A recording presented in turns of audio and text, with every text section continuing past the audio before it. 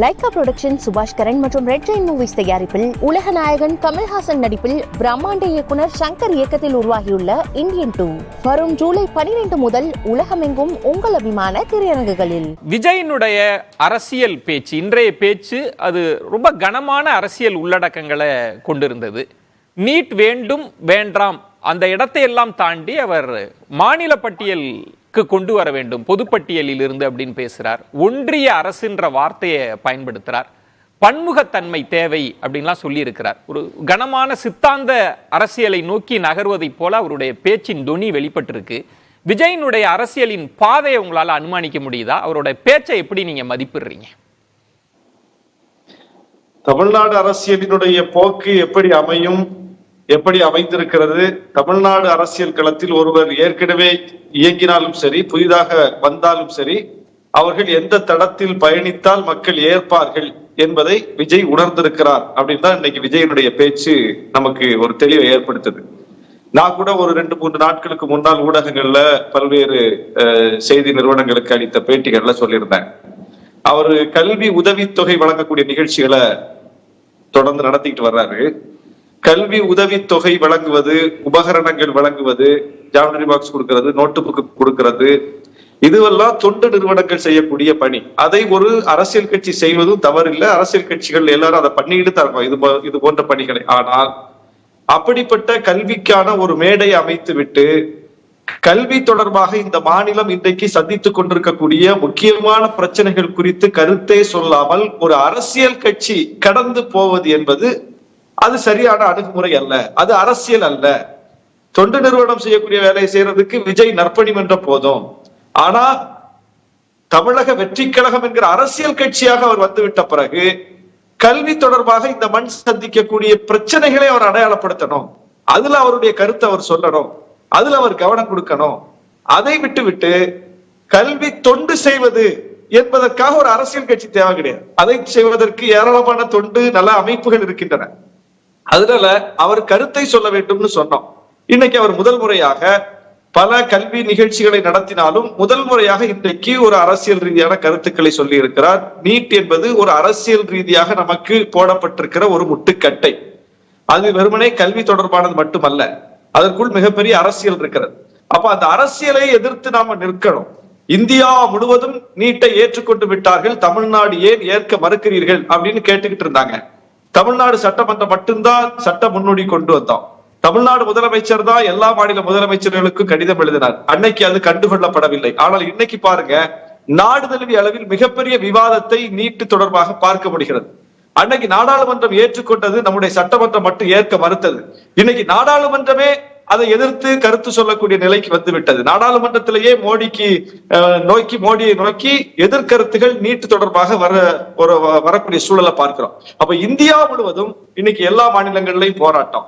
இப்படிப்பட்ட ஒரு நிலைமை கனிந்திருக்கிற நிலையில் விஜய் தமிழ்நாட்டில் ஒரு புதிய அரசியல் இயக்கத்தை தொடங்கி இப்பதான் களத்துக்கு வந்திருக்கிறாரு. களத்துக்கு இன்னும் வரல, ஒரு அந்த அறிகுறிகளை தென்பட ஆரம்பித்திருக்கிறார். இப்படிப்பட்ட ஒரு சூழல்ல அவர் இன்னைக்கு இதை சொல்லி இருப்பது என்பது வரவேற்கத்தக்கது. எங்க தலைவர் ஷானவாஸ் பொதுவாக நீட் வேணும் வேண்டாம்ன்ற இடத்துல நின்று விடுவார்கள். ஆனா விஜய் மாநில உரிமைகள் பற்றி பேசுறார். கல்வி நெருக்கடி நிலையின் போது நீங்க அங்க டெல்லிக்கு கொண்டு போயிட்டீங்க, நீங்க மாநில பட்டியலுக்கு கொண்டு வாங்க, மத்திய அரசு பட்டியல் நீங்க வச்சிருந்தீங்க, நீங்க எங்க மாநில பட்டியலுக்கு கொண்டு வாங்க அப்படின்னு பேசுவது, பன்முகத்தன்மை தான் நம்முடைய பலம்னு பேசுவது, ஒரே நாடு ஒரே தேர்வு வேண்டாம்னு பேசுவது, இன்னும் இப்ப திமுக கூட்டணி கட்சிகள் பயன்படுத்தியதுனால இந்த ஒன்றிய அரசு அப்படின்றதே ஒரு அரசியல் சொல்லாம மாறிடுச்சு. அதை அவர் பயன்படுத்துறார். ஒன்றிய அரசு அப்படின்னு பயன்படுத்துறாருன்னா அது என்ன தேவைன்னு நினைக்கிறீங்க? ஏன்னா பல நடிகர்கள் அப்படி பேசல. எம்ஜிஆர் மத்திய அரசோடு இணக்கமாக இருக்கணும்ன்ற ஒரு நிலைப்பாடை எடுக்கிறார். விஜயகாந்த் தேசியம் திராவிடம் அப்படின்ற ஒண்ணு, கமல் மைய அரசியல் தான் எடுக்கிறார். இவர் ஒரு அதிதீவிர மாநில உரிமை முழக்கத்தை நோக்கி நகர்றாரா? அதுதான் அவருடைய இன்றைய பேச்சு வெளிப்படுத்துதா? மாநில சுயாட்சிக்கு எதிராக பேசுகிறவர்களை தமிழ்நாடு எந்த இடத்தில் வைக்கும் என்பதை வரலாறும் அனுபவமும் பாடமாக நடத்தி கொண்டிருக்கின்றன. அப்போ மாநில சுயாட்சிக்கு எதிராக, இங்க இருக்கக்கூடிய மக்களினுடைய உண்மைக்கான தன்மைக்கு எதிராக, மக்களுடைய புரிதலுக்கு எதிராக ஒரு கட்சி செயல்பட்டா அந்த கட்சியை மக்கள் புறந்தள்ளி விடுவார்கள். அவர்களோடு அணி சேர்கிறவர்களும் மிகப்பெரிய பின்னடைவை தமிழ்நாட்டில் சந்திப்பார்கள். இந்தியால எங்க வேணாலும் பாஜகவுக்கு ஏற்பு இருக்கலாம், தமிழ்நாட்டுல இருக்காது. கேரளாவில் கூட அவர்களால் ஒரு தொகுதி வெற்றி பெற முடியுது, தமிழ்நாட்டுல முடியல. ஏன் முடியல? ஏன்னா நீட்டு விலக்கு தொடர்பா ஒரு மசோதா சட்டமன்றத்தில் கொண்டு வரப்பட்டால் 230 உறுப்பினர்களும் ஆதரிக்கிறார்கள், 4 உறுப்பினர்கள் அதை எதிர்த்து வெளிநடப்பு செய்கிறார்கள். அப்போ தமிழ்நாட்டுக்கு எதிராக செயல்படக்கூடிய ஒரு கட்சியை தமிழ்நாட்டு மக்கள் ஏற்க மாட்டார்கள், அவர்களோடு இணைகிறவர்களையும் ஏற்க மாட்டார்கள், நிராகரிப்பார்கள்ங்கிறத பார்த்துக்கிட்டு இருக்காரு விஜய். அப்ப தமிழக மக்களோட நாடி துடிப்பை அவர் பிடிச்சிட்டாருன்றீங்க. தமிழக மக்களின் உங்கள் பார்வையில நாடி துடிப்பை அவர் பிடிச்சிட்டார், இதுதான் நமக்கான சரியான பாதைன்னு பிடிச்சிட்டாருன்னு சொல்ல வரீங்க? விஜய் மட்டுமில்ல, தமிழ்நாட்டு மக்களின் அபிமானத்தை பெற வேண்டும் என்று நினைக்கிற யாரா இருந்தாலும் இந்த முடிவை தான் எடுக்க முடியும். இதுக்கு மாற்றாக அவர் பேசினால் அவர் தொடக்கத்திலேயே அப்புறப்படுத்தப்பட்டு விடுவார், மக்கள்கிட்ட இருந்து அந்நியப்பட்டு விடுவார்.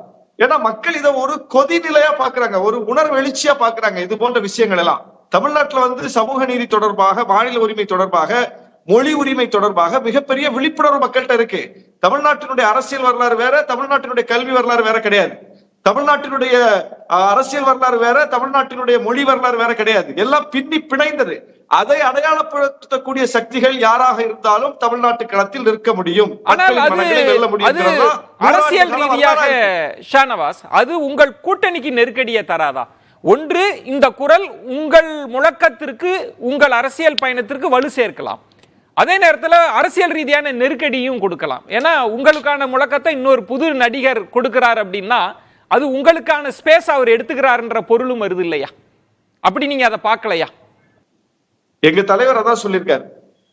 அதாவது நாம பேசிக்கிட்டு இருந்த குரலுக்கு மேலும் வலுப்படுத்தக்கூடிய வகையில புதிய குரல்கள் இணைகின்றன. குறிப்பா நீட்டு விஷயத்துல இன்னைக்கு இவரும் இந்த முடிவை எடுத்திருப்பதன் மூலம் பாஜகவுக்கு எதிரான மனநிலை தான் தமிழ்நாட்டு மக்கள்கிட்ட மேலும் வளர்த்தெடுக்கப்படும். யாரெல்லாம் இதை பேசுறாங்களோ அவங்க எல்லாம் இந்த குரலுக்கானவர்கள் அப்படிங்கிற ஒரு பாசிட்டிவ். அப்ப நாம எடுத்த நிலைப்பாடு சரி. இப்ப நீங்க திமுக ஆட்சியை நோக்கி எந்த குறையும் சொல்ல முடியாதுல்ல. நீட்டை வைத்து அரசியல் செய்கிறார்கள் பிஜேபி சொல்லிக்கிட்டு இருந்தது. விஜய் என்ன சொல்றாரு? இன்னைக்கு லட்சோப லட்ச இளைஞர்களை அடையாளப்படுத்தக்கூடிய அவர் என்ன சொல்றாரு? அரசு எடுத்த நிலைப்பாடு சரி, எடுக்கப்பட்ட நிலைப்பாட்டின் பக்கம் அவர் வந்திருக்கிறார். இல்ல, உங்க குரலுக்கு வலு சேர்த்திருக்கலாம், ஆனால் அரசியல் ரீதியா ஒரு தனி கட்சி கண்டால் உங்கள் இடம் அதுக்கு நெருக்கடி வராதா? உங்களுக்கான வாக்கு வங்கி, ஆதரவு வாக்கு வங்கி அவர் பெறமாட்டாரா? அதுல ஒரு சிதறல் இருக்காதா? வாக்கு வங்கி சிதறல். அந்த விஷயத்துல நாங்கள் ஒரு தொய்வை சந்தித்தால், அந்த கோரிக்கையை நாங்க கைவிட்டால், அதுல எங்கள்கிட்ட வீரியம் குறைந்து விட்டால் இன்னொருத்தர் அதை வீரியமா கையில எடுத்துட்டு போக வாய்ப்பு இருக்கு. அதுக்கு வாய்ப்பே இல்லையே. பேசலாம். நாங்க பேசாத எதை அவர் பேச போறாரு, நாங்க போராடாத எதற்கு அவர் போராட போறாருன்னு மட்டும் நான் கேக்குறேன். லைகா புரொடக்ஷன் சுபாஷ் கரன் மற்றும் ரெட் ஜெயின் மூவிஸ் தயாரிப்பில் உலக நாயகன் கமல்ஹாசன் நடிப்பில் பிரம்மாண்ட இயக்குனர் சங்கர் இயக்கத்தில் உருவாகியுள்ள இந்தியன் 2 வரும் ஜூலை 12 முதல் உலகமெங்கும் உங்கள் அபிமான திரையரங்குகளில்.